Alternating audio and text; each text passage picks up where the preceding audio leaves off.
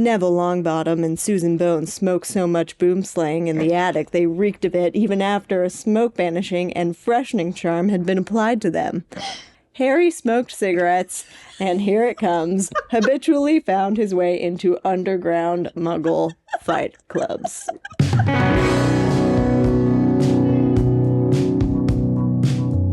Hello and welcome back to the Airport Fiction Podcast. My name is Nina. I'm Emmy. And we are PhD students in English. I am a creative writer of fiction. I do theory.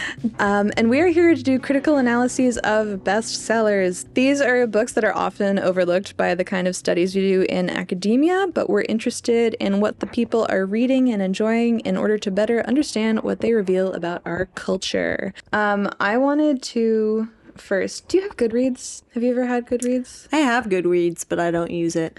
I think to bracket on our conversation, I wanted to ask you, not with reference to, the cultural ramifications of this book or, what it means, just in terms of how much you enjoyed it.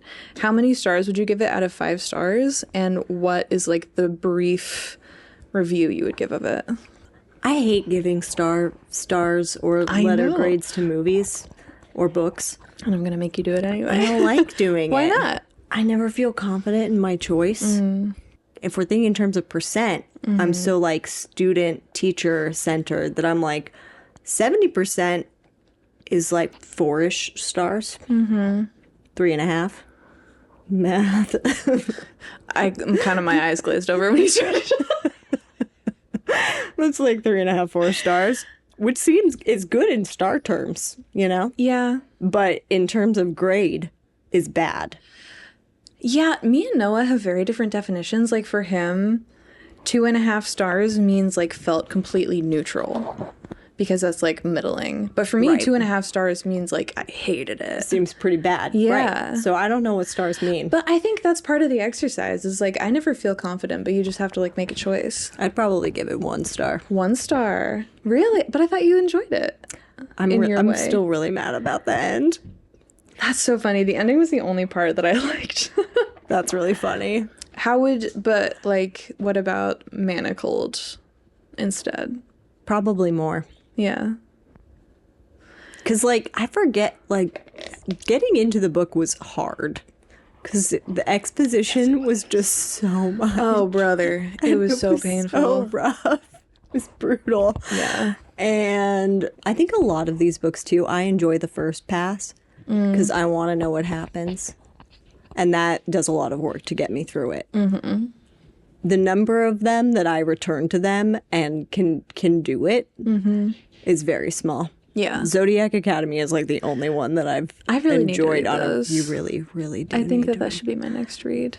That should be the next pod. Because I've been thinking recently, I thought of myself as someone who liked Romantasy, but now that we think more about them and talk more about them, I realized that the only one I actually kind of like is Fourth Wing. And the other ones, I don't like. You like Twilight?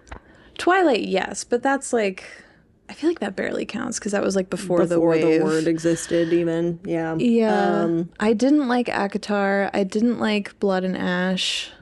I definitely didn't like this one. Well, okay, actually, I was furiously writing down what I thought about it and how I felt about it, because I've been trying to negotiate this whole time how I actually feel about Romantasy without the veil of pride or trying to act as though I have good taste. Right. And so this one I did kind of feel it was a car crash that you couldn't look away from. And then I was I was very curious and I was very engaged. What are you looking at? It's my neighbor. Is that what you're looking at? It's so squeaky. Yeah, it's very squeaky. I also Are you crying? The vape went down the wrong pipe. And I just feel really, really emotional about feel really Helena raw about and what's his name? Kane? Kane Farron. Kane Farron. Helena and Kane Farron. You've been negotiating. Yeah, I was these books are engaging. And it's when I'm reading it, I don't often feel joy. I feel like more like frustration and curiosity, because for some reason all of these books are like 1,000 pages long. And so they really stretch it out. And it's like to the point where I'm like, I can see that this is engineered by the author, and I can see that they were like putting in barriers that keep the main characters from just like admitting their feelings to each other too early and like keeping the page count low. But like I am definitely engaged, and I do enjoy being engaged. And so I enjoy the process, if not necessarily the product itself. But I'm still grateful for the engagement that the book gives me, because like, as we were just saying, I am not, I have OCD. I'm not a person who like is cool with sitting alone with my thoughts. And if I have something, especially if it's like 1 billion hours long, like this one, that can give me like a week of like engaged listening, I'm grateful for that. And I like that. And I like that I don't have to think that hard about it, but I'm still like invested in it. Yeah. I also think too that like rereadability, there aren't that many books that I do that with anyway. Really? I mean, well, okay, no, that's not true. I don't know that is necessarily needs to be a marker of whether or not a book is successful.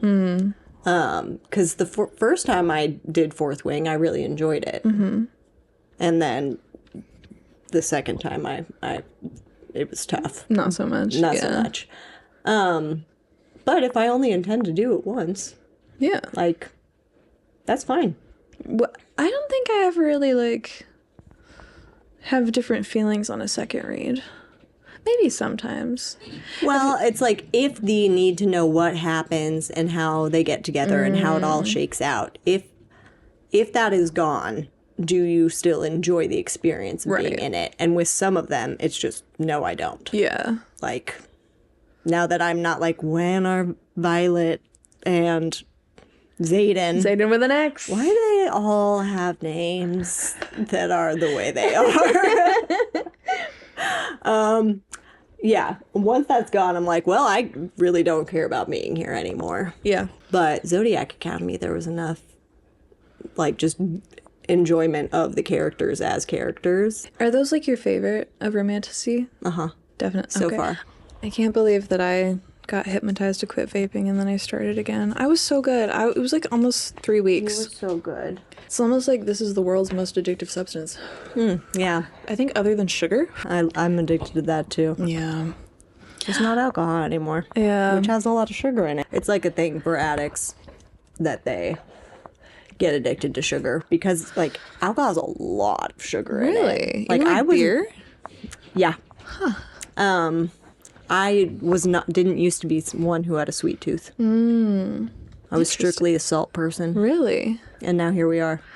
A tub of cookies a week into bed. I was when I was like struggling to quit vaping. I was like housing Halloween candy. Can I tell the people about our new email address? Yes, please do. People, we now have an email address. It is airportfictionpod@gmail.com. Please tell us your thoughts at airportfictionpod@gmail.com. And the reason why we were doing this time is because I really want to know how people who loved Manacled feel about Alchemized. Because I am like halfway through listening to Manacled. You were so devoted. I really am. Will you please read that excerpt? Oh my gosh, yes. I really wish that I'd read Manacled because I lost my shit. It would have been so funny. Manacled is a far more enjoyable experience because the like rough exposition and stuff is not there because we already know the world and because we care about most of the characters going into it. Like I don't care about Luke at all. Lucien. Yeah. But I do care about Harry a whole darn lot. Okay, here's our expert. Everyone had different coping mechanisms. Neville Longbottom and Susan Bones smoked so much boomslang in the attic they reeked of it even after a smoke banishing and freshening charm had been applied to them. Hannah Abbott bit her nails until they bled. Charlie had a hip flask that Hermione suspected had an undetectable expansion charm on it, given how his poison of the day never seemed to run dry. Harry smoked cigarettes, and here it comes, habitually found his way into underground Muggle fight clubs. So good. Firstly, Neville's a stoner. I see it. I totally see that. And also that they call it boomslang, which I thought was like an animal. Boomslang skin? Yeah. Yeah, I feel like because it's boomslang skin. Yeah. So are they just Smoking on that boomslang? Boomslang? Yeah, what is boomslang itself? I don't know. Weird. And wasn't Ron just like a fuck machine? Yeah, and then Ron like needed to be fucking 5 different women at one point of time, or he would get like really angry. And it's also just like a master war plan general type dude. Ron? Because of his skill with wizard chess. Oh my god. Be nice to Ron. Sorry, I've never liked Ron. I love Ron. Really? Yeah. He's such a dick to Hermione. They're all all the dicks. time. All the time. Remember how J.K. Rowling decided to take like a pro-slavery stance? Oh, with house elves? What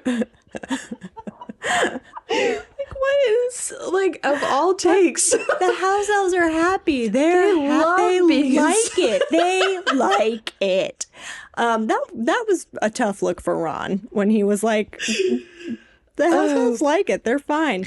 And Ron does take a lot of L's and fucks up all the time. Oh my god! I know. I'm so proud of myself. Okay, case for Ron. My pitch for Ron. Yes. Ron definitely deserves to be mocked. I will not deny it. But Ron's big thing is that he feels like he will never be as good as his brothers. Mm-hmm. Right? That's his thing. That's his wound. Whatever. And he chooses as his friend the person that will always outshine him. And yeah, he struggles with that sometimes, all the time. But he still is very loyal. Even knowing. But he's not loyal. That's his main character trait. Is he He's not loyal? Yeah, remember But he comes back. He in the always fourth comes back. book, he's like, Harry, you didn't let me into the Goblet of Fire. And he was a dick to him for months. And then in the seventh book, okay, also, I'm just saying it's not that hard. Hermione did it. And also, maybe if Ron... Yeah. But it's Ron's big wound. Maybe he should just work on himself. And instead of being such a little bitch about it... He always comes back. He is a little bitch about it, but he always comes back. And it makes sense that he would struggle with it as much as he does, since it's tapping into his biggest psychic vulnerability.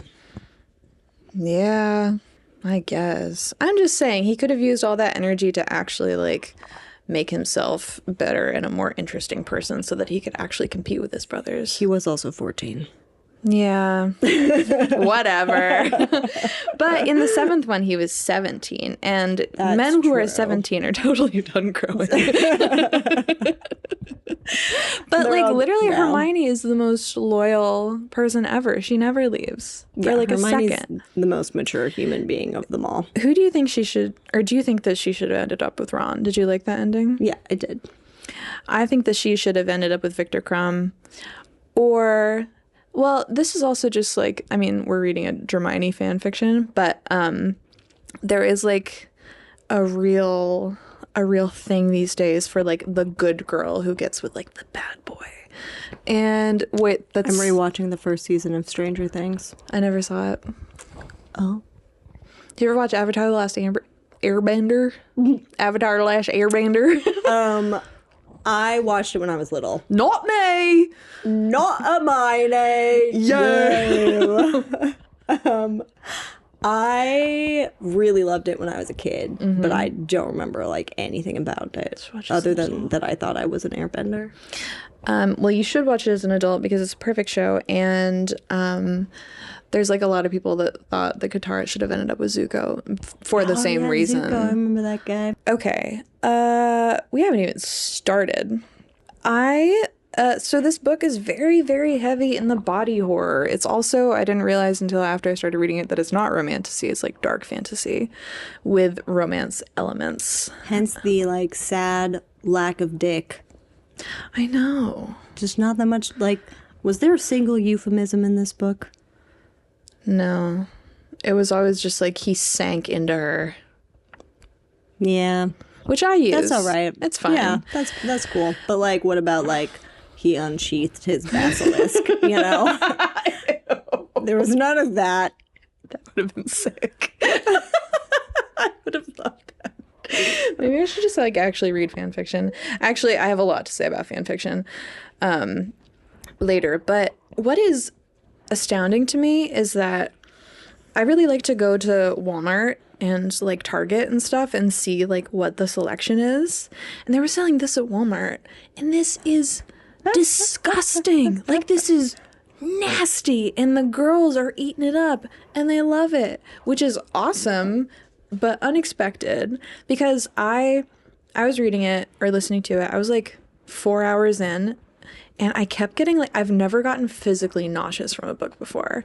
And not to suck my own dick, but like, I am an English PhD. Like, I've read a lot of books and a lot of nasty books, but it was this one that made me like physically like bleh. Yeah, you were more troubled by the disembowelment than I was expecting. It was disgusting. It like, it just seemed a little like right out the gate. And what's strange is that like it was right out the gate and then wasn't necessarily like continued throughout the entire book. It was kind of front loaded. Yeah. Yeah. I'm thinking about when Voldemort like splits Umbridge's chest open and like fiddles around in there, and then like Mr. Weasley like eats Mrs. Weasley. Like, oh yeah, I forgot about that. Ugh. That part was sad. So I was trying to like think about body horror and its like use in literature, and I'm really interested in like why this is Walmart fiction. It's like disgusting body horror, and it's like conventional, very, very popular fiction.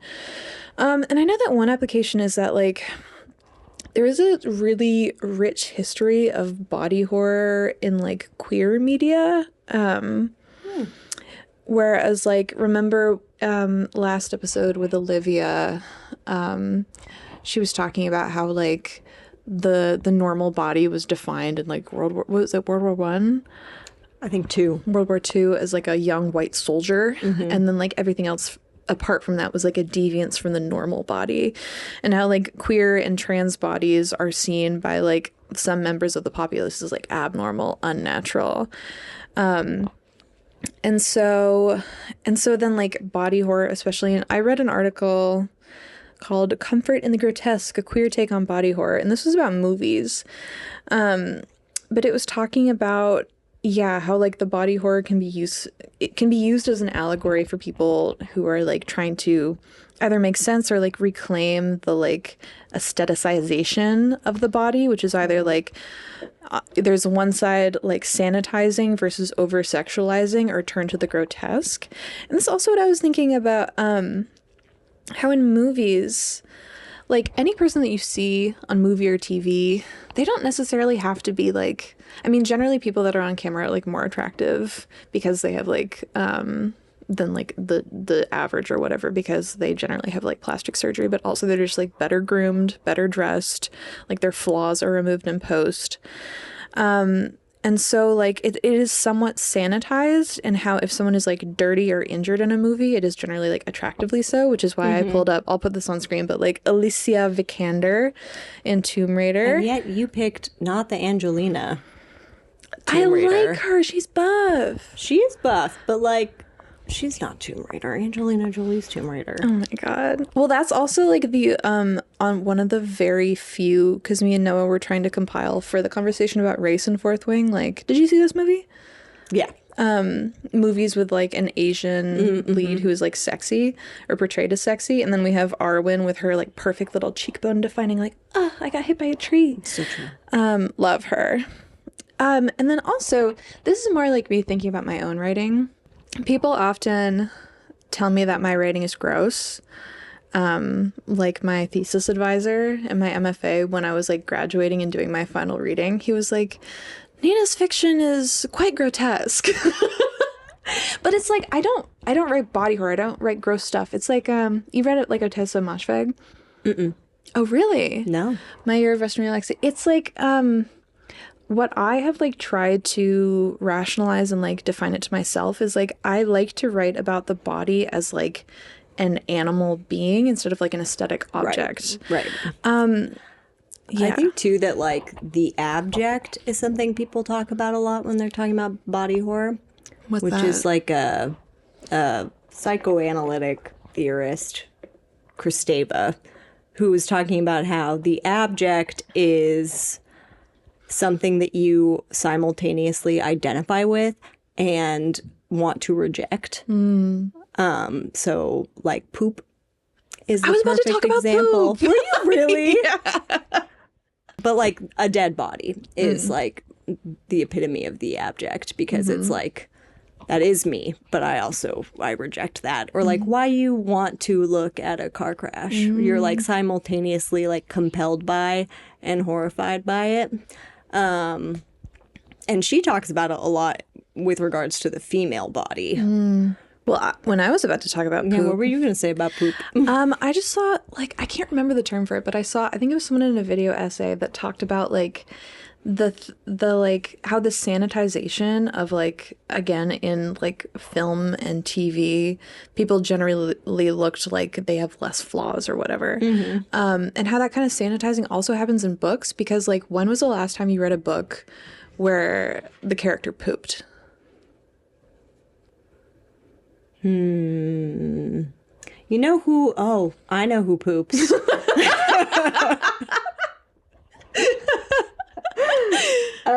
Great book series and great TV show. The books are called Slough House, and the TV show is called Slow Horses. Okay. So good. Come at me at airportfictionpod@gmail.com if you agree, and if you don't, then do not email me because it's so good. Gary Oldman plays Gary Oldman. this guy named Jackson Lamb, who is disgusting. Ooh. Like you can just like you look at Gary Oldman in the show and you can smell him. Oh, I want to watch this just from that. He's so fucking funny in it. Like yeah, he's got his feet up on the desk all the time and like a gross toe is like poking out of the sock. And he has a line about he farts all the time. Lots of fart humor. So is in it like Slow a comedy? Horses. Yeah, the premise of the show is picture a group of spies that are bad at their jobs. Okay. And they fuck up all the time. Cool. That's the thing. Super funny. Yeah, lots of fart jokes that like actually work. I didn't know that I was into fart jokes anymore, or that I ever was, but apparently I am. And so horses. We're talking about poop. Poop. Yes, there was a term for it that I can't remember, but it's that those like the things that just like routinely get skipped over in fiction, even as a way of like sanitizing it. Because we hear a lot about sex, we hear about showering, but like we don't often see people like brushing their teeth or like pooping. Right. I was gonna say, I think The Handmaid's Tale is body horror, forced impregnation. I also do not think that the forced impregnation story was necessary in this fucking book. Well, you know where it came from. Yeah. Okay. The Handmaid's Tale. Yeah. Yeah. So like it's like she leans into it even more heavily in the original. Like literally just a ripoff of. Yeah. Like down to the garb. Yeah. They even did that in this one. Yeah. Yeah, which is interesting. But I also wanted to show you this. I was going to talk about. Remember this scene? Oh, yeah. Yeah. Okay, so this is where I was going to share what I shared with you previously. Yes, my headcanon, which is also your headcanon, is that, and chime in if I'm forgetting anything. Apparently, when J.K. Rowling turned in her draft for The Goblet of Fire, her editor looked as though she was going to vomit. And then I just showed Emmy, and I'll put it on the screen, that the scene where Voldemort is coming out of the cauldron, and he's like a nasty little slimy and you can, guy. Like, see the spine. And I remember when I was like 14 or whenever that movie came out, I was with my mom and I was like, ugh, gross. And my mom was like, don't say gross. That's like what a fetus looks like. Oh, really? Funny. Yeah. And so there's a theory out there. Somebody said this a long time ago, and I can't remember who it was, that there's that part in the Goblet of Fire where Bertha Jorkins is necessary for Voldemort to come back to life. And so there is our shared headcanon in which Voldemort needed a body, and perhaps Bertha Jorkins was pregnant and he used her fetus. And then there's also really horrifying implications of if she wasn't pregnant. Right. And then, like, he was like, Wormtail, go do that, which I could totally see happening. Yeah. I never necessarily thought it was Bertha, but I always thought it was a fetus. Really? Just because it's, like, a baby. Yeah. It's like an evil, creepy-looking baby. And it's weird that it's, like, not explained at all. Yeah. And so I can, like, see... And that seemed kind of out of character, because what Aberforth gets up to with goats. Yeah. What's up with that? What is he doing? With the goats? What is he doing with them? Yeah. It is weird how he's just, like, kind of a benevolent character with Harry and everyone, but then they're like, yeah, he does some fucked up stuff with goats. There's some weird stuff with goats. Speaking of dark things, what did you think of the persistent dark tone of the book? Thinking about adaptation, one of the reasons why adaptation happens is if you want to, like, introduce an old text to a new audience, and usually that happens with, like, introducing, like, some sort of classic text to, like, children. Like Clueless? Well, I mean, like, oh, I see. If, like, Clueless being Emma for a younger audience. Yeah. But there are, like, kids' book versions of anything. Oh, okay. Like, got you. Like Shakespeare Right. and whatnot. Or, yeah, like classic novels and stuff, like kids' versions of those things. And I was thinking about how this novel is kind of the opposite, where it's taking a kid's book and then making it more adult. So there's more of an emphasis on sex and romance, which hopefully kids are not that interested in. And like the problematizing of the good-evil binary, which works fine in Harry, but even as those books go on, like gets a little bit more complicated. And then, you know, when you properly grow up, you're like, that's not how the world works at all. And I could see her kind of like struggling with that in the original. And I think, too, the darkness seems like kind of a natural progression from that. But it was a lot. It can't just be sad. Books need to, like, there needs to be the peaks and the valleys. Yeah. So this is kind of like Harry Potter, but dystopian. Like what happened if the good guys didn't win. Yeah. And it, you know, I'm interested in what the analog was in Manacled, because like the villains of Harry Potter were eugenicists, and so then like doing a breeding program would make sense in world, in universe. But it's like when I went to England to present at that conference, I was presenting about Octavia Butler's Parable of the Sower. Which, have you read that? I have not. Oh my God, you got it. I know. And so I've been writing a dystopian novel forever, and Parable of the Sower was a huge influence. And so, and yet I have this like theory that dystopia is just like raw dystopia without any like sort of light is just like monotonous and becomes like much less interesting. Yeah. In Parable of the Sower, there's this like utopic, it's like the main character is creating this like new foundation for a society called Earthseed, and it's like all about communal living and like God is change. And in The Handmaid's Tale, even, like, of course it was a very dark and dystopian world, and the main character was like constantly contemplating suicide, but then there were also these like lovely moments of reflection. I always think of the scene where she's like just looking at the egg and like thinking about the world and thinking about how like God is an egg and like thinking about like the beautiful sunlight pouring in. Because yeah, it's like you need contrast. If it's just dark, there's nothing to see. It's like you need the light to contrast so that you can really like internalize how dark something is. Right. And like I understand that it can be challenging when things that are originally fan fiction are adapted, is because like when you're writing a fan fiction, you have the understanding that your audience already has like I just need this shoe really quick. Bye. My dog. The audience is understood to have like familiarity with the character and their traits. So there's not as much of an expectation or a need to characterize because they're already whatever. But when the fan fiction gets the serial numbers filed off, then there's like no longer that, like, you're no longer going into it with an understanding of who they are.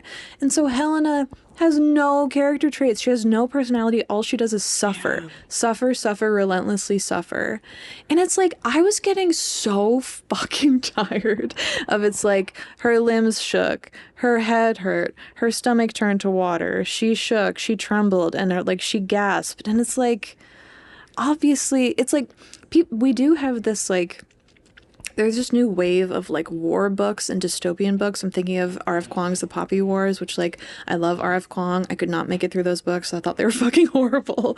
But it's like, they want to be like, this is what war really looks like. Like, war is not glorious. There's so many war narratives about glory, and this is what it's really like. But like, war narratives that are ostensibly glorious, which like I couldn't name any, they are trying to like do meaning making.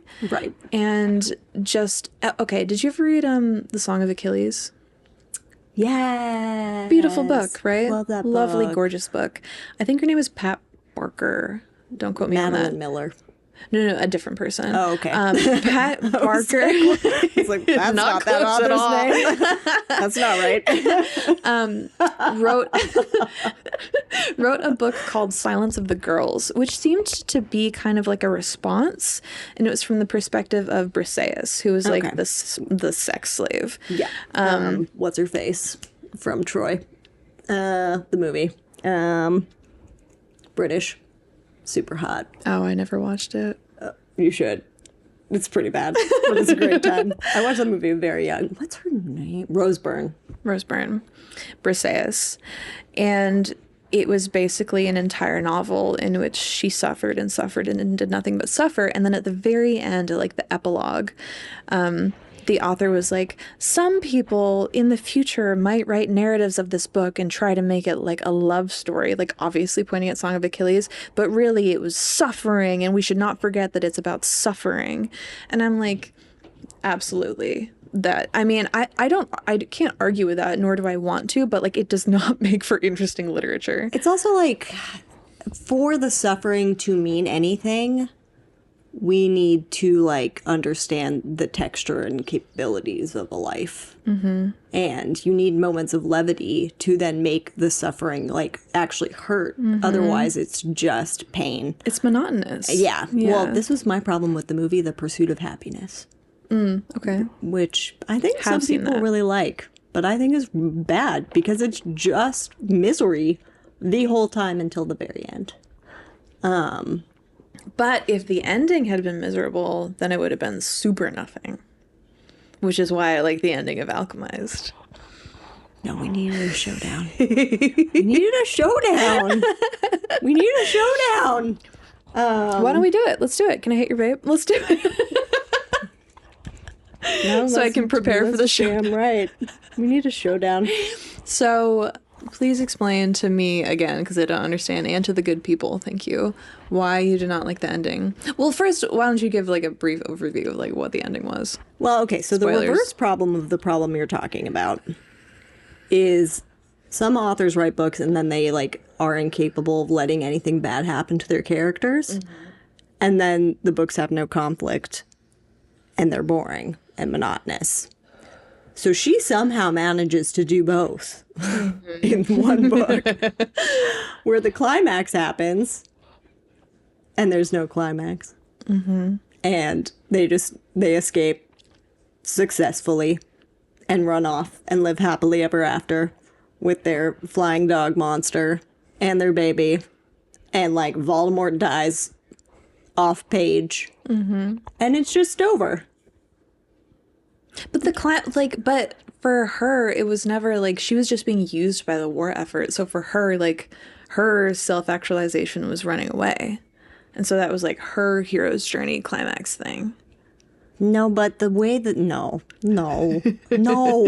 Please explain. Expound. There needs to be some sort of final like confrontation between the good guys and the bad guys. But the book wasn't even really about that. It was though when like Voldemort has like taken over Harry's body. I'm sorry. Marlowe has taken over. Isn't it Morrow? Morrow has taken over Lucian's body, and there's like that like confrontation. I'm like, oh damn, this is good stuff. Yeah. Ooh, like that scene rocked. That scene was good. The scene blocking was so. This is a problem that I have with this book in general. Is that like, it's not. I won't just say the action doesn't really make sense. I could write like a laundry list of things that like I left the book not understanding, and like the whole confrontation where like Luke makes him kill her or something, I didn't get at first because like the action of the scene was so confusing. Luke makes Helena kill him, right? Oh yeah, yeah. But it was like. Yeah, the description of the action was like weird, and so I didn't get it. I see. But the like, we've thought Luke's back and he's fine, but no, like Morrow's in there, and then they have like their face-to-face conversation. I was like, oh, this is good. I like this. And if the point is that she needs to run away, if you're gonna, then don't have a big bad set up and like lurking in the shadows, and then you don't deal with them into front.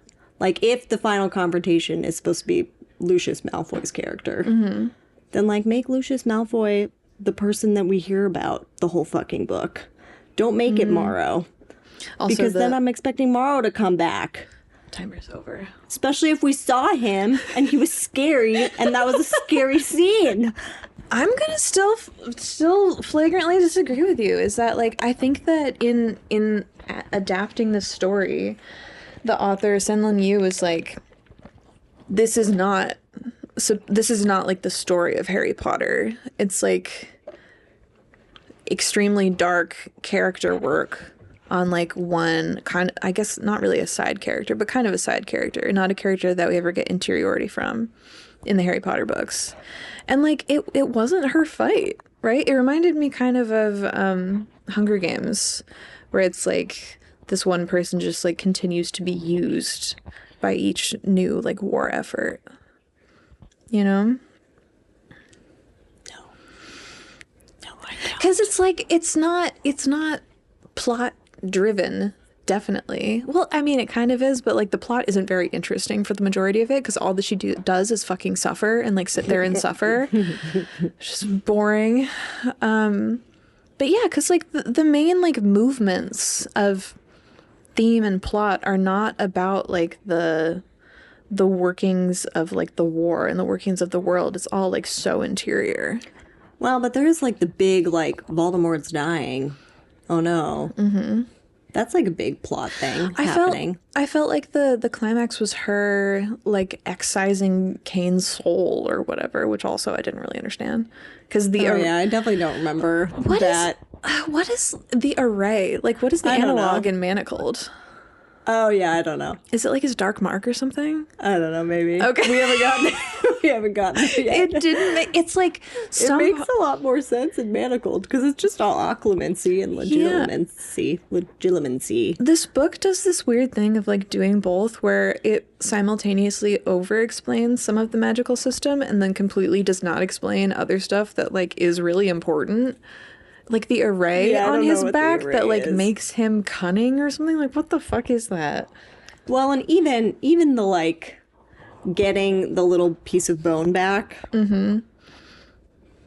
Like, I don't know why that's happening off page. That also, just by this random girl who then, like, kills herself. Like, what the fuck? It was so underwhelming. I will agree that was very underwhelming. And just, like, and I also just wanted her to be active. Helena? Yeah. This book is allergic to having her take agency. Which is another reason why I don't want her to just run away at the end.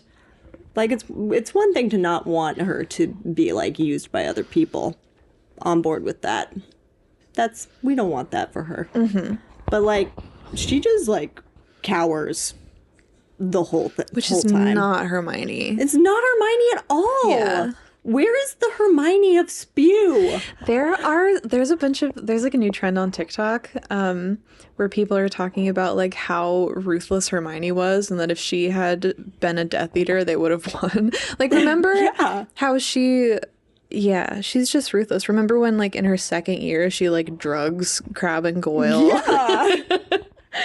There's so many other examples that and then she put Rita Skeeter in a jar. Yeah. And it's like, you're never working again. Right? She's a bad bitch. Yeah. So I was pleased about the ending because it was like a single thread of happiness. Yeah, I'm glad they get to be happy. But I didn't want them to die.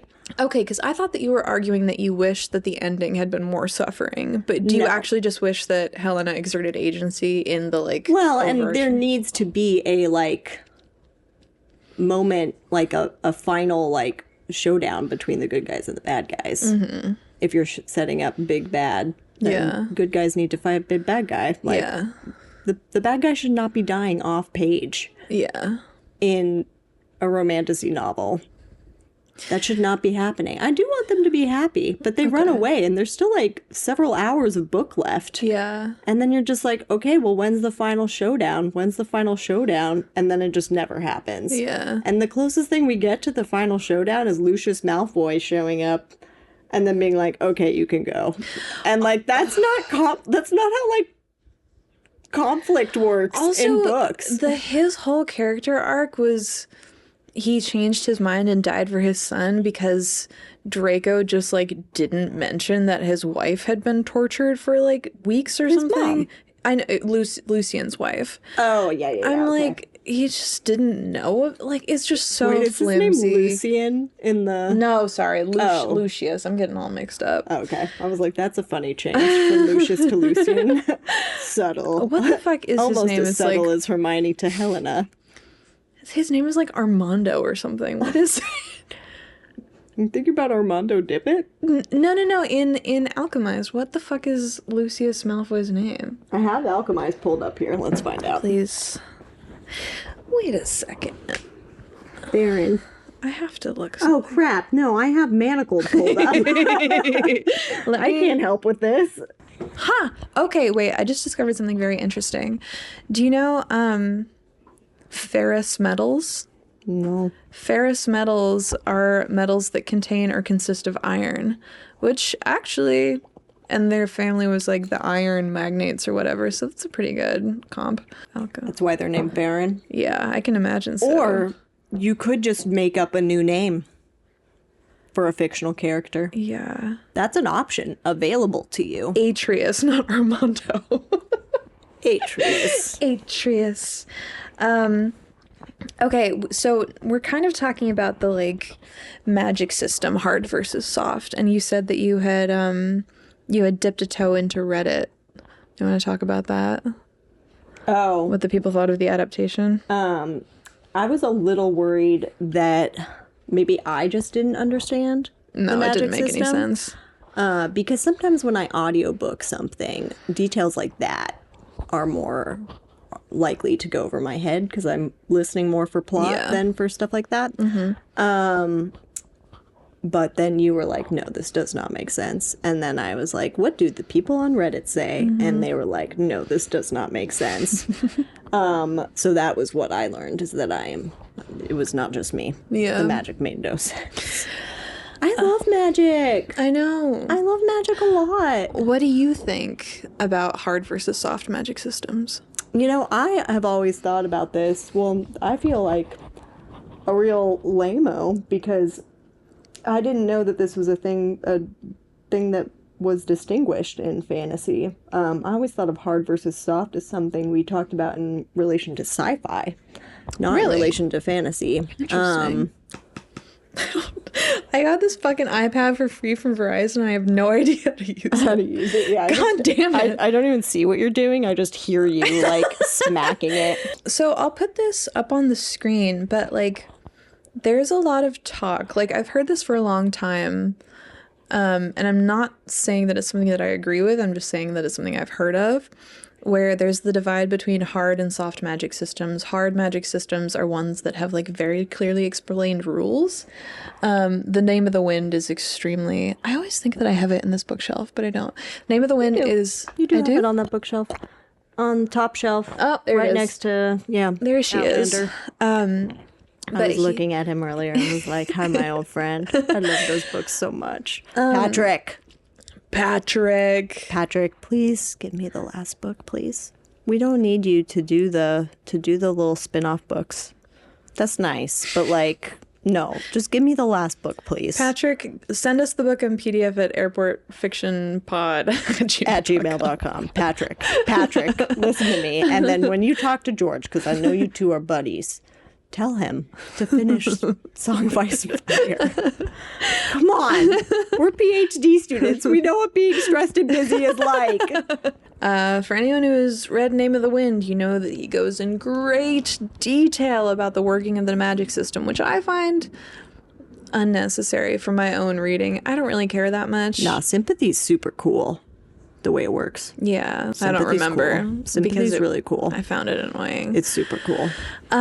But something like that, again, it has, like, rules. And then something like Lord of the Rings, the magic is more, like, obscure and, like, not really well defined and sort of more like a mystical element.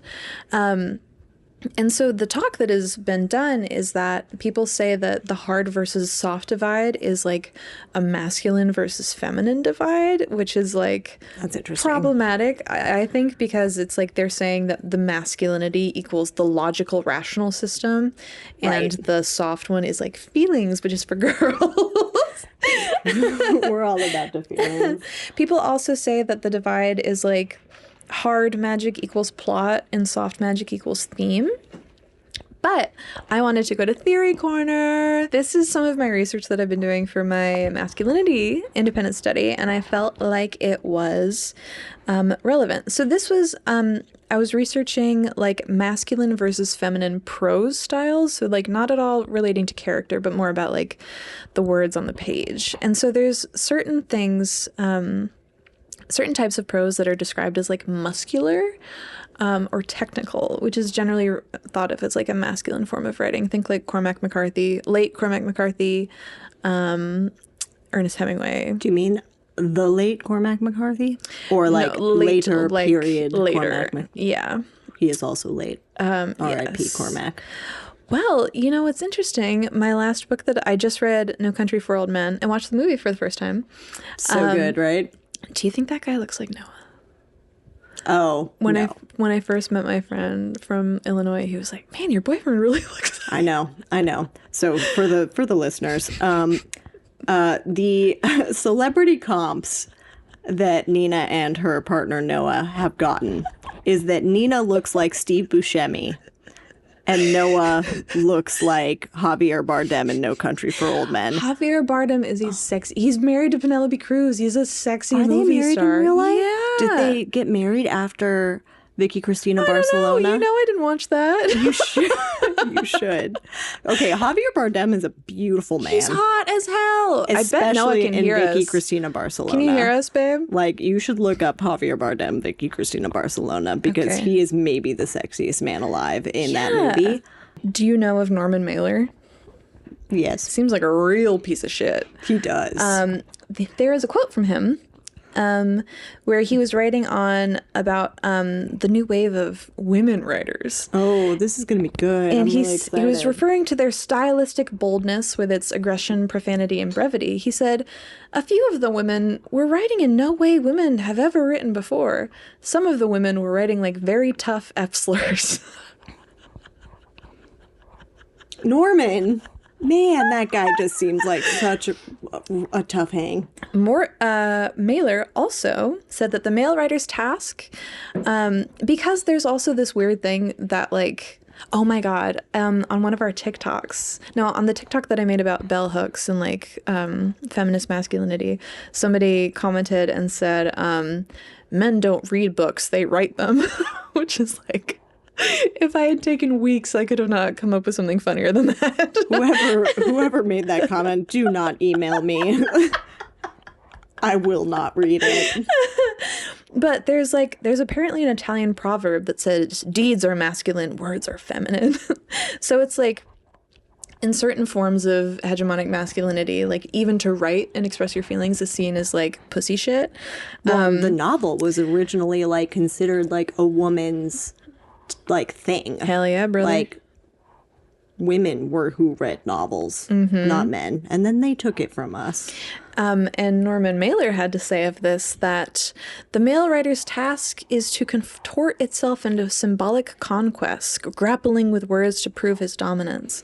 So Mailer defined the eternal feminine as the capitalized great bitch. And this great bitch also serves as the embodiment of the novel. And he wrote, I quote, "The proudest boast of any writer who takes on that form is, man, I made her moan." And Schwanger, who's the author of this article, said, "The muse must be subdued and mastered by the male, like any other woman." Anyway. Fuck you, Norman Mailer.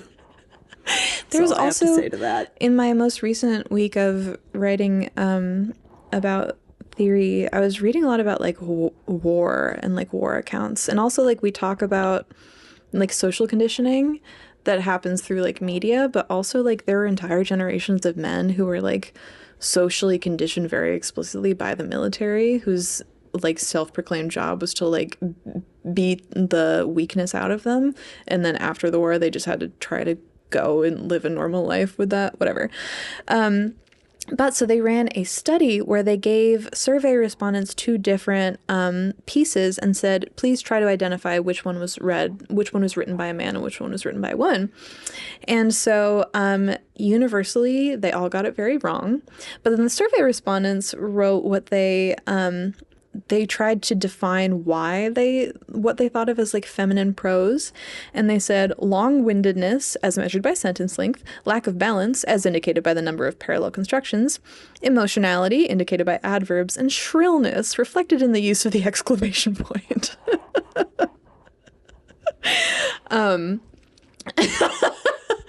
So even though they were all wrong, it's very interesting what they think of as feminine prose construction. They would think Proust is like super ladylike. Man, I made her moan. But Norman Mailer in The Naked and the Dead looks at a guy who's been mangled and looks at his like exposed viscera and said, man, that looks like a pussy. Because he's trying to say like being injured is feminine. Anyway, it's time's up. We gotta start again. Hit the vape again. Fuck you, Norman Mailer. Fuck you, Norman Mailer. Did you like my tweet that I included? I don't get it. I don't get it.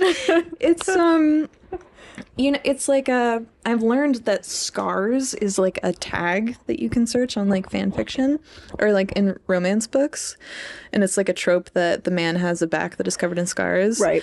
They're like, oh, they hurt you. Outlander. Yeah, there's a surprising number of books in which a man is revealed to have a back covered in like torture scars, including Alchemised. Your From Blood and Ash comment. Really you want to read it out loud? So Nina was asking, why is a man having a back covered in whip marks / torture scars a romance trope? What the fuck? And then I was like, an Outlander. And then Nina said Fourth Wing. But no one's got the scars in Fourth Wing, no? Xaden's back is covered in scars. Oh, you're right. That is such a thing. Right. And then Nina said, in Blood and Ash, she is the scarred one. Parentheses. Is this feminism? And then, yeah, you had thoughts on why that might be. Yeah, I was thinking that it's like a visual, because if we are thinking about men in these books as like like hyper masculine and like, I don't know, female porn of masculinity, as you have said far more eloquently in past pods. Then having the man be physically scarred is like a visual way to tell the reader, like, he has demons and like he's been hurt before. So even though he's really masculine now, like he, you know, he's got some sensitivities and vulnerabilities from his past. Can I tell you the very, very interesting stuff I was finding in my masculinity studies? About scars? About how representations of masculinity in books change greatly after like historical moments and historical movements. So after World War II, let's see, I want to make sure I get this right. After World War II, when I was talking about all the like social conditioning, there was like the development of these like extremely dominant, hyper-masculine, hegemonic masculinity, possessive alpha men, right? And their representation. And then after when the Vietnam War was happening, they talk about it as like this was especially when a lot of men were like refusing to go to war and there was like the protest movements.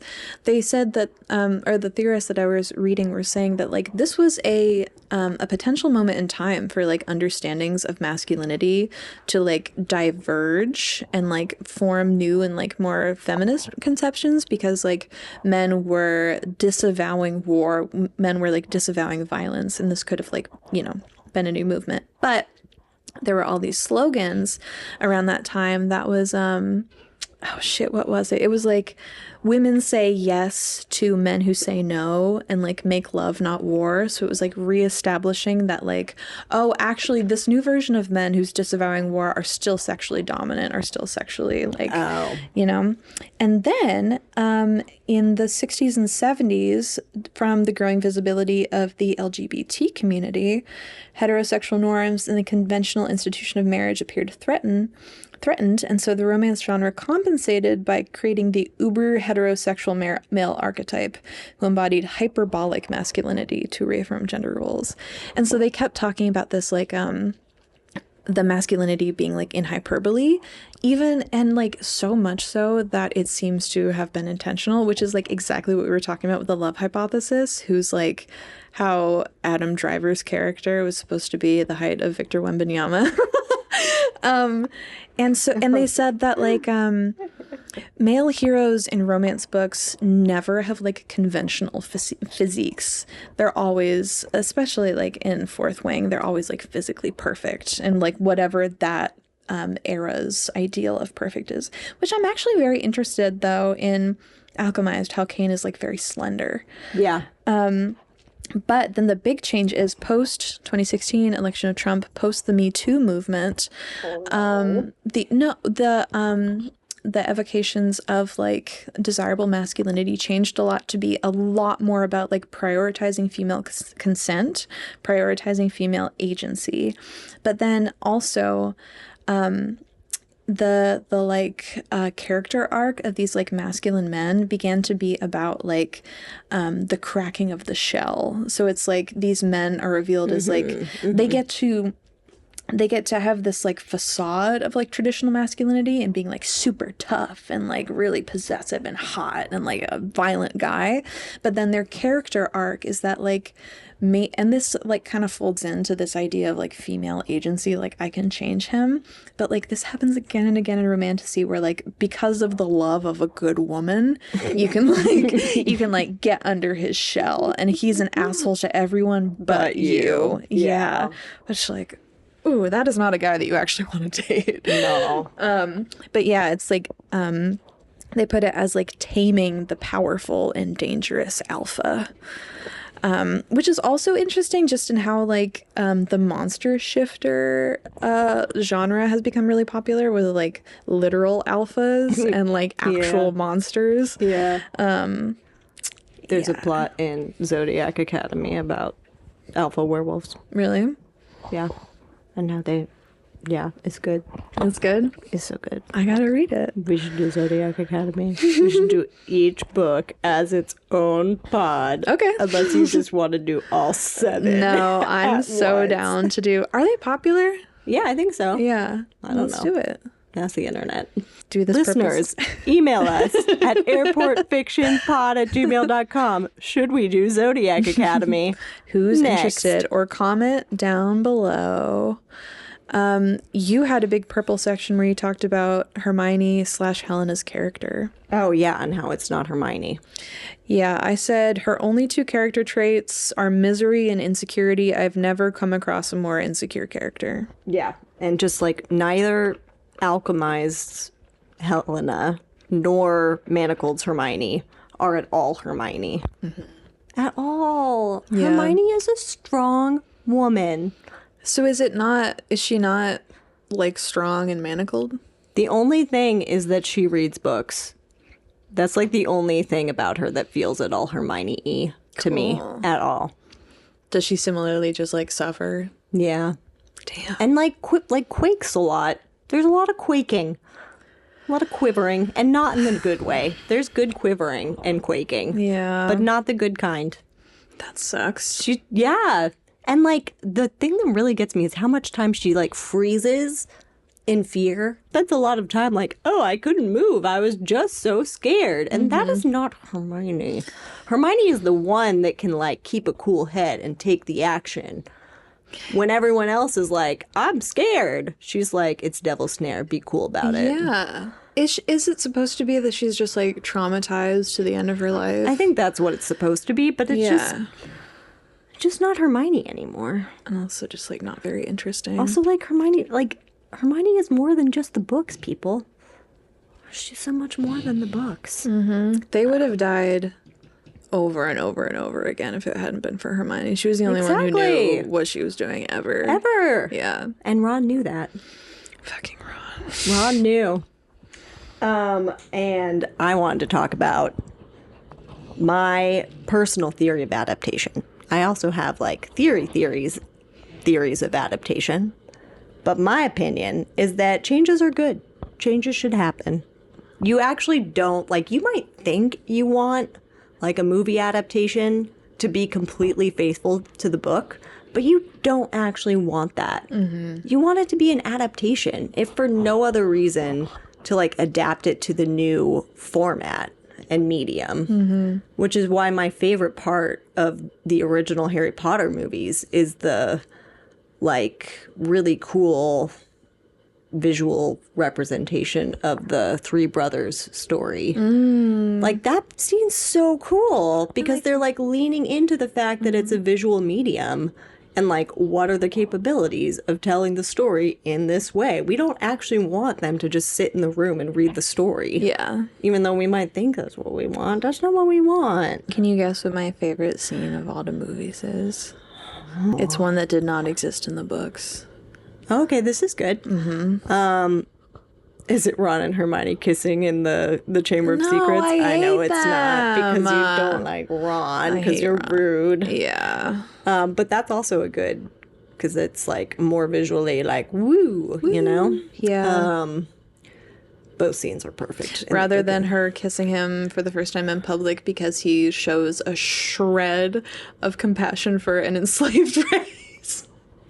Be nice to Ron, man. No. Be nice to Ron. Give me like a hint. It's in the 7th one. Okay, I give up. Tell me. That's when Harry and Hermione dance. Oh. That's so sweet. It's like, I think I like it because it's one of the few instances in which Hermione is not being the strong one and she's like depressed because Ron is gone and Harry's trying to like make her happy and he's like being useful for once in his life. You're so hard on them. I kind of hate everybody but Hermione. Like Harry's a little bitch like most of the time. It's funny, Lucas just finished the 4th one, and with that fight between Harry and Ron, he was like appalled that Harry, like he was almost Team Ron in the fight because he thought that he didn't like Harry's show of physical violence by throwing the badge at Ron. Okay. I was like, it's kind of a hot take, though. Yeah, that is a really hot take. But it's true that, like, physical violence is not okay. You should not. Don't throw stuff at your friends. No. Don't do But that. I do think that Ron's social and emotional betrayal is worse than the throwing of the thing. Yeah. They're also both being such little dumb, stubborn, like babies about it. Yeah. They could just talk it out. Anyway. So, my 2 things about adaptation. Mm-hmm. Changes should happen. You can't change something unless you have, like, a good reason for it. Mm-hmm. And the changes that really bother me are sloppy changes and changes that, like, go against, like, the spirit of either a character or story. So, like, sloppy changes, not knowing what Expelliarmus does. Expelliarmus... What does Expelliarmus do, Nina? It disarms you. Wait, when was that misused? They use it in the movie all the time where, like, people are getting, like, blasted off their feet. And I'm like... Yeah, that actually doesn't make any sense. That's not what that does. And I get that they're trying to make it more visual. Mm-hmm. But you could make someone getting, like, disarmed more visually interesting. Like, it... Yeah. And, like, all of the spells seem to just blast people off their feet. Yeah, that's strange, because I remember in the second movie, when they were, like, practicing disarming for the first time, they just showed the wand coming out of his hand. Yeah.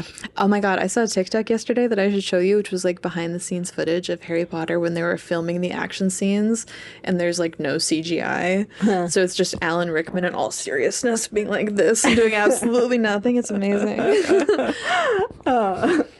Yeah, I can see it. Oh, Alan Rickman. Alan. The other kinds of changes that bother me are ones that are against the spirit of the story or the character. And that it's like, you're not doing it for any reason. Mm-hmm. Like, you're trying to be faithful to the original, but you're doing stuff the character would not do. Mm-hmm. Like Dumbledore yelling, "Did you put your name into the goblet of fire?" He said calmly. He said calmly, and we quote.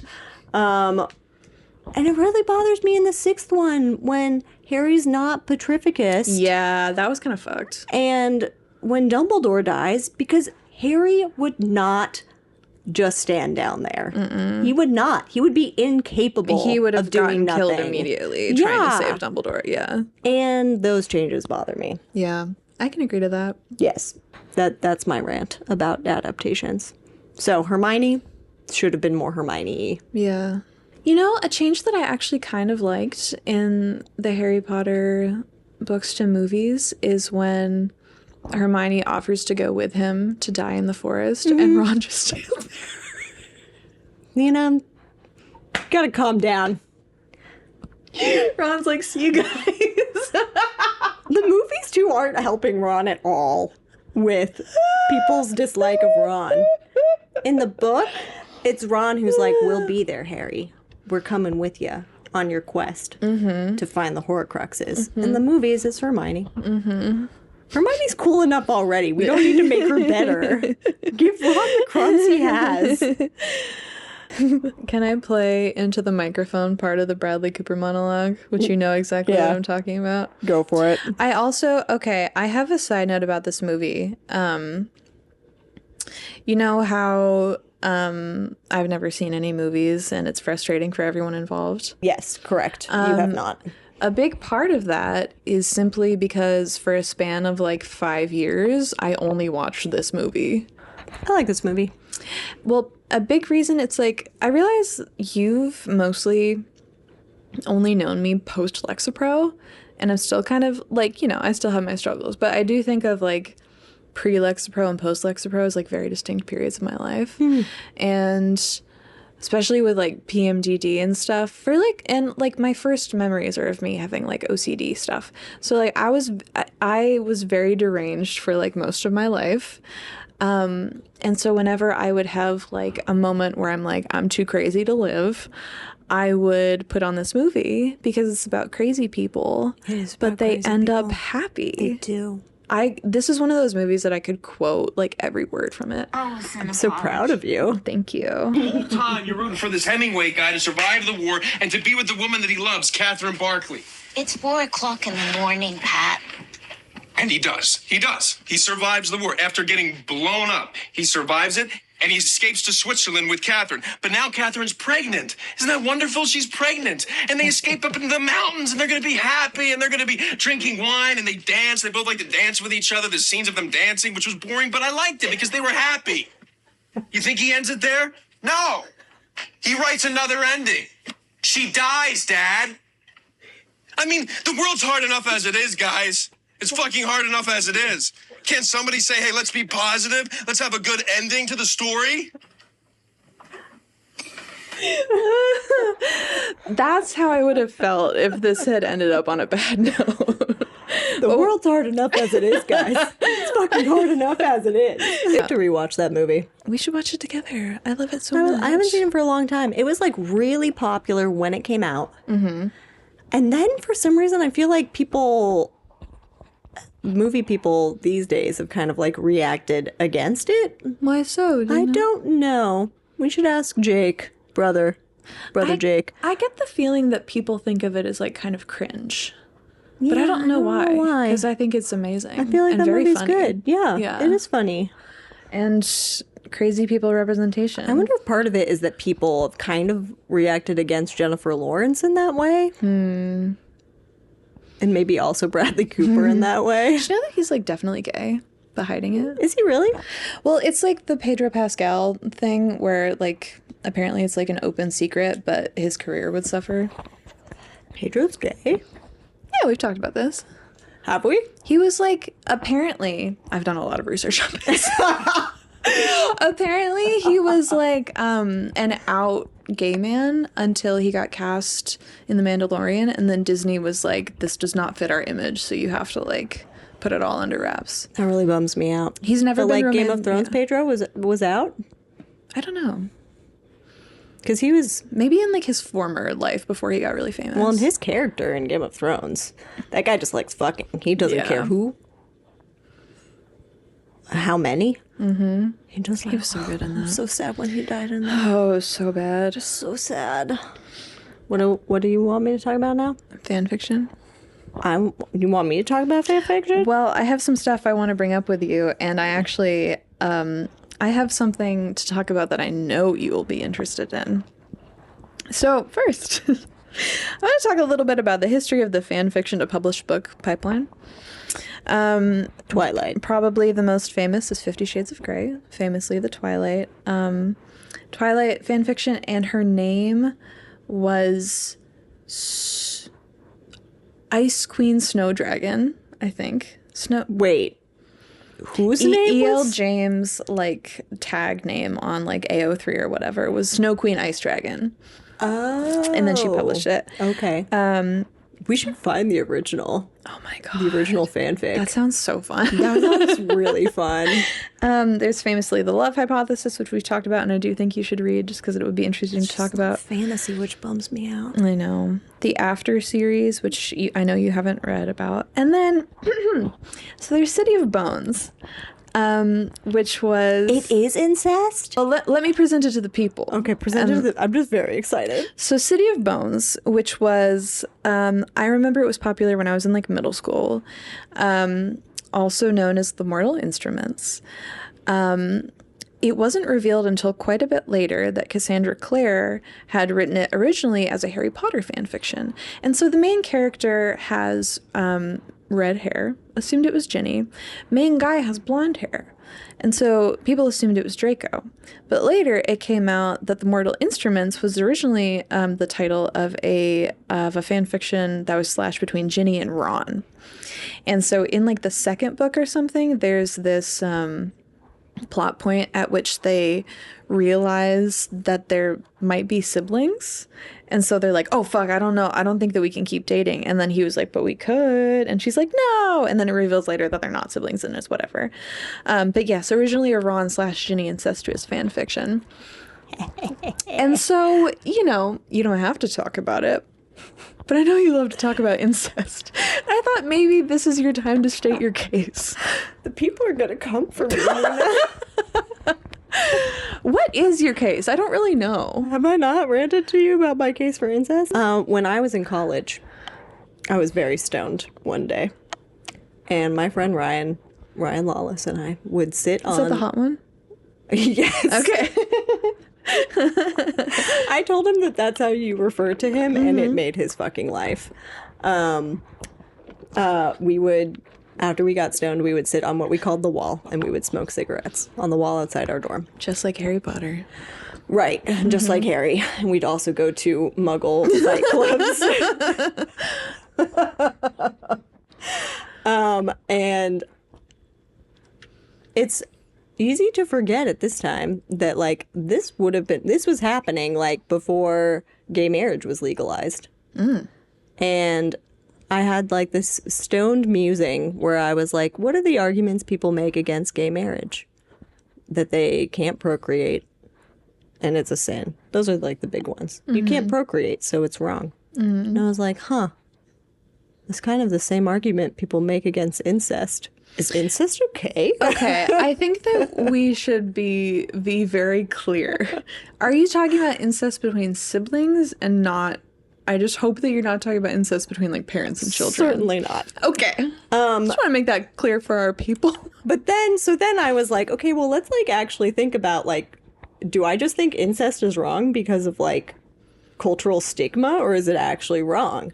And Dexter had a plot line where Deb and Dexter, well, Deb was in love with Dexter, and they're step siblings. Okay. And I was like, that's icky, because they, like, grew up together. So the thing that is icky to me about incest is, like, one relationship becoming another.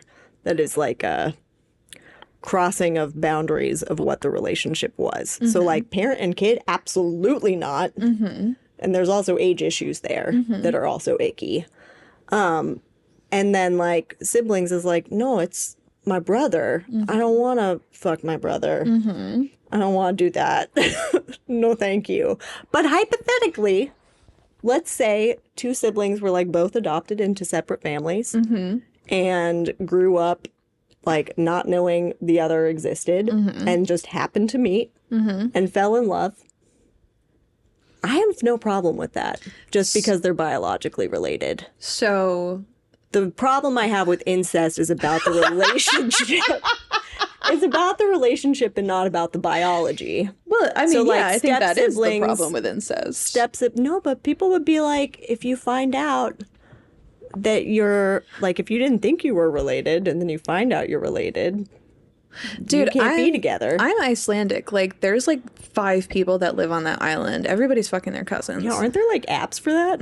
Yeah. But, like, I mean, I think that from my understanding, the thing against incest is, like, the power dynamic from the time that you're a child. A lot of people have, like, a biological ick to incest, and that doesn't make any sense to me. The relationship ick does make sense to me. So in the very specific circumstance in which siblings were separated at birth, Right. like Luke and Leia, Right. or like That would have been fine. If Luke and Leia, a lot of people are like, Luke and Leia kiss, that's so gross. I'm like, but they don't know they're siblings.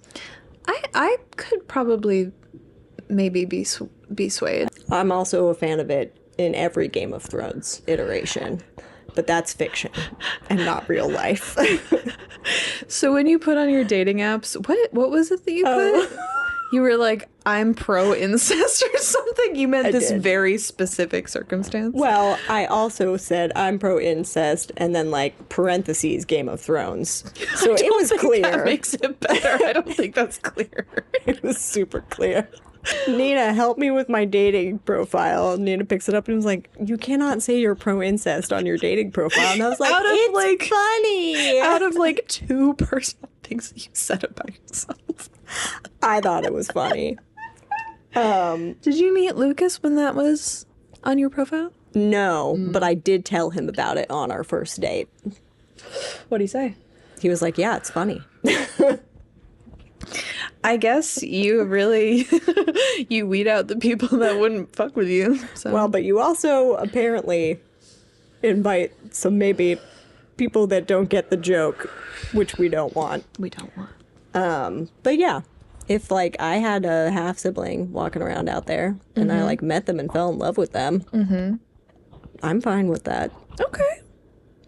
I mean, I do also think so. We were going to talk about, or like, I wanted to bring up the idea of like fan fiction's methodology as like perhaps more ethical porn, because there's obviously a lot of problems in the video porn industry. I find it scary because there's... Are we talking about video porn? I'm talking scary? about porn. When you go onto the site and they try to make the women look very, very young. That is horrifying. And also there's like so much sibling and parent stuff. And then I start to think about like what this reveals about our culture and our expectations of sex. And then that's not a horny thought. And then I get scared. So there's a lot of talk about like erotica as like porn that doesn't like rely on the exploitation of people or this like rehearsal of like really weird dynamics. Although like I know that there's like Snape and Hermione smut, which like that is a fucked up dynamic. Yeah. So now I don't know what my argument is. But if it's a live action thing is different from something that's purely fiction. Like I only read erotica now. Yeah. I don't fuck with live action porn anymore. No, because it's scary. It's spooky. And just like from like a feminist perspective, it's just like I don't know how we can be not problematic about it. Although I have heard that there are like female friendly like porn by women for women. So maybe I'll just cut this part intellectually out. speaking though, sex is something of like feminist interest to academics. Like sex is something academics talk about. But the other quote I wanted to have was Jonathan A. Allen's book on masculinity and the romance novel. Where in the romance novel, Roach says that the declaration I love, saying I love you, is the money shot of the romance novel, which I love. I totally agree. Yeah. So we were talking about fan fiction, and there's so much to talk about, and we've already been recording for almost 2 hours. I just wanted to make like the disclaimer about J.K. Rowling. I also know that there's like I told you about this, so there's some sort of controversy with Alchemized, where, okay, and then I was like, there's the whole conversation, which like we don't need to have because it's like old news about like separating the art from the artist, and obviously it's like nuanced and whatever. And then I was like, damn, there's like so many authors out there that do like horrible like crimes, like sex crimes and intimate partner violence that like aren't boycotted at the level that J.K. Rowling is. And I was like, I'm interested in that. But then I remembered that J.K. Rowling is like using the money that she has made from Harry Potter to like fund her like anti-transphobe charity. So that makes more sense. And like David Foster Wallace doesn't have like a charity that's like wife beating is awesome and like everybody should do it. Did you know that about him? No. Yeah. No. Yeah. Really? Yeah. Anyway, okay, why was I talking about that? Oh, because people are saying that like Alchemized, there's a controversy about Alchemized because I guess Alchemized might make people be exposed to manacled, and if people then hear of manacled and maybe have been living in like a small pond their entire life, that is their way of figuring out about Harry Potter, and then that might tangentially financially benefit J.K. Rowling. I don't necessarily buy that, just because like due to copyright, Alchemized literally cannot refer in any way to Harry Potter, and so it's only like if you are in the cultural know or whatever. Okay, but to talk about fan fiction, there's also the argument about like how fan fiction, it's like about the stats I've heard thrown around is like 80% of people that like read and consume fan fiction are women. It's also like predominantly queer, and so like the first ever fan fictions came about as like Kirk and Spock relationship content. Fuck yeah. Distributed by like zines in like the 80s or whatever. And so like fan fiction has like very concretely throughout history been like a way of queering the narrative. And it can also be like people who like have a, maybe like young trans people who like have a relationship with Harry Potter might like write Harry Potter fan fiction in which they can be represented, whatever. But then I was like, I'm so interested in why this community of predominantly young women found that on AO3, a 2022 survey found that by far the most popular story focus was like man/man relationship. I'm like, why is it the young women love reading and writing about like two men having sex? And then I have some ship names that I'm interested to tell you and see if you might be able to guess who the ships are. Oh, okay, so you're going to give me the title of the thing, and I'm guessing who the characters are. the characters are. Okay, I'm ready. This is a fun game. Drary. Draco and Harry. Took me way too long. These are the most popular. I don't necessarily know who all of these characters are. Destiel. Is this a supernatural one? And Dean. Is that Dean and okay? I actually Castiel. couldn't confirm because I don't know these characters. Totally Castiel. I like that. I'm into that. Really into that. John Locke. John Locke. Like from Lost. John Locke from Lost. No, John Locke, all one word. It's John and Sherlock. Oh, I just couldn't get out of John Locke from Lost. Larry Stylinson? I don't know who Harry. No, I don't know. Who's Stylinson? What is It's that? Harry Styles and Louis Tomlinson. Oh, I should have. No, yeah. I don't know who I don't know who that is. Who is that? Is he It's another One member of Directioner? One Direction. Okay. And then the Stucky? I think that's a Marvel one, another one that I don't really Oh, know. Bucky and Steve. Oh, fuck yeah. And then this is by far the most famous ship on the fanfiction sites is Wolfstar. Wolfstar. Who's Frowise? Oh, I forgot about that one. Who's Frowise? Can't you guess? I believe in you. Oh, Frodo and Samwise. Yeah. Oh yeah. It's like not even fanfic. That's just canon. They're just like in love. Wolfstar. I don't know who Wolfstar is. Wolfstar is from Harry Potter. It's not their actual names. Oh, okay, so it's Lupin. Someone who's named after a star that is also named after a dog. Serious. Tell me more about Wolfstar.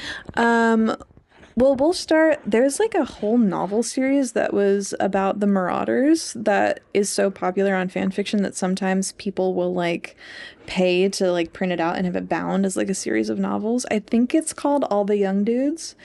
But all of them are like in love with each other. All the Young Dudes. That's such a bad title. Like, call it the Marauders. I know. Call it anything else. I don't know where that title lodged in my brain. I cannot believe that I just picked that out. It's because it's so bad. You remembered. So there is what people hypothesize about what this kind of like fetishization of like men having sex is that like, especially because it's more for like young people, it's that it like gives them an opportunity to think about sex in which like the female body is not like put in the sexual position with all of the like attendant baggage that comes with it. I'm kind of into it, and I don't know why. I agree. That was like my sexual awakening. I think part of it is like, I find dudes attractive. Exactly. So like, if there's just more of them involved, that's fine. And that's like what the main quote on the page was. I have heard men saying like that they don't enjoy lesbian porn because they're like, well, I can't picture myself in it. Like, and I want to be there. But there's also people in fan fiction explore things like violence, rough sex, BDSM. And it's not as threatening when it's about male bodies. Exploring the act of fucking instead of being fucked as a straight woman shouldn't be taboo, but slash fiction gives space to imagine what it would be to get off like a man. Okay, yeah. Anyway. Yeah, I see it. You're talking about adaptation. Oh, yeah, you were talking about, like, how queer representation is huge in fanfic. And in one of the texts, Adaptation and Appropriation, they include an Adrienne Reach quote from like a 1971 essay where she says, "Revision, the act of looking back, seeing with fresh eyes, of entering an old text from a new critical direction. We need to know the writing of the past and know it differently than we have ever known it, not to pass on a tradition, but to break its hold over us." So yeah, just like feeding into the conversation about people being mad about alchemized existence because it will then lead to manacled, which will then lead to Harry. Mm-hmm. I think there's a huge factor of people wanting to like keep their claim on Harry without funding J.K. Rowling, and how manacled and alchemized like allow people to do that, and fanfic more broadly allows people to do that. Yeah, I don't know why. I guess this was more in me talking about trying to reconcile my feelings about romantasy and about like the feeling of like being engaged and how that has been useful for me in the past to get out of this place. So we've been reading a lot about self-care, about how there's like the Audre Lorde essay about self-care. Then self-care became like commodified to the point where it was only in relation to like capitalism. And then there's a new movement to make self-care about, and then people were like, you should be, instead of doing self-care, you should be working in activist spaces. Have you ever listened to Wet Leg? No. They're like a newer band, and I like them because they're like really don't try to take themselves seriously. I think the reason they got to that band name was they're like, what's the stupidest band name you can think of? And one of them was like Wet Leg, and they're like, great, let's do it. They have a line in one of their songs, "I just need a bubble bath to take me on a higher path." Literally. That's like making fun of the like self-care-ness of... And yet I feel that. Yeah. Feel that. And so I was trying to I was thinking about like what value these things bring to my life, whether or not they have literary value. And especially and then if we're talking about fan fiction, it's like we talked about the literary genre divide in our first episode. And then like I feel like fan fiction is like as far on the genre not taken seriously side as we can. And how like, yes, a lot of fan fiction is badly written, but I was also thinking like, unless you are me like teaching undergraduate creative writing classes, there's not really an opportunity that most people have to see like unedited like beginner fiction. Although I gotta say, reading Alchemized, is that not unedited beginner fiction? It was edited by somebody. It was published by a major press, right? Like, I know, but it's like I'm looking at it, I'm like, surely the publisher could have helped you out with like how to like pace exposition out, rather than let's just front load all that shit. Unless you teach a college creative writing class, you don't really get to see unedited. And so I was thinking about like, how do we define value? Like, what are the things in our lives that we are doing in pursuit of like something greater? The things that are in our lives that we see as valuable to the world. And so I was talking about like writing fiction that is in pursuit of talking about the effects of industrial agriculture and like being good to my friends and my dog and my partner and like doing good scholarship. And what about you? What are the things that bring value to your life? This is a deep friend of pod, Nina. I know. I don't know. Of course you do. I like friends. Yeah. You care for your friends and so hard. I like my family. And I like my Billy. That's my cat. And putting more good into the world than you take away from the world, which means teaching. And being a good mentor. Being nice to people in the grocery store. And being nice to servers at restaurants is also part of that. And you're doing interesting scholarship. You're doing existentialism and that's true. Teaching your babies about Shakespeare. That's true. I talk to them about death all the time. And I'm sure that you were the most enthusiastic teacher about Shakespeare that ever was. Oh, yeah. But these are the ways in which we try to infuse good and value into our lives and into our worlds. And I know that I would not be able to do any small amount of good if I was deranged and I was not taking care of myself. So true. And if the way that I need to take care of myself is distracting myself with a plot-heavy, engaging audiobook, then so be it. And I think that if it has value to you, then it is valuable. Agreed. Yes. And that was It's kind of a nice full circle because we kind of started the plod. The plod. The plod. The plod. We started the pod talking about the value of romantasy. Email us at airportfictionpod@gmail.com. We would love to hear your thoughts. And please comment. It really helps us. And comment what you think we should talk about next. Or if you have any ideas. Send us recs. Send me all the recs. I will listen to them. Yeah. And I go through a lot of romantasy, so I need recs all the time. Literally. So many. I'm reading one right now. What? I don't remember what it's called. I listen to so many of them that I don't even bother paying attention to the title. How do you have time? I spend several hours a night. Well, for one thing, I live alone. So like anytime I'm like in the shower, cooking dinner, doing anything that's not working, which does like accrue to a certain number of hours a day. That's true. I'm listening to my audiobook. And I also like listen to my audiobook in bed with my cookies and my puzzles. That is so sick. Every night for Perfect like an hour life. and a half. Wow. So I can get through them pretty quick because there's a lot of time spent doing it. It is, oh my gosh, the magic is fun. Yeah? Because like they can feel each other's orgasms psychically. And he can also like touch her without touching her. So there's a lot of fun stuff to be gained from that situation.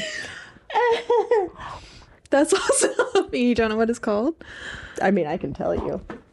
Is it worth reading? I'm having a great time. And the first two are the graphic audio, a movie in your mind. But only the first two. So after I'm done with this one, because I'm on the second one, I'm going to need to burn for me Ilona Andrews. Do you think we've reached a good stopping point? I'm so loopy right now. 2 hours and 15 minutes. That's pretty good. Seriously? Mm-hmm. Damn, no wonder I'm so loopy. Okay, do we have any action items? Thank you for listening. Next time we're planning on talking about Circling back. Fourth Wing and the sneaky racism problems within the book. And sympathetic irony. Thank you for listening. And then we're going to do another Manacled. Probably. Oh yeah, with Ghazal June. Bad memory. I feel like we should have like a thing that we say at the end, like an outro. An outro? Yeah. Like a stay classy, San Diego. AF out.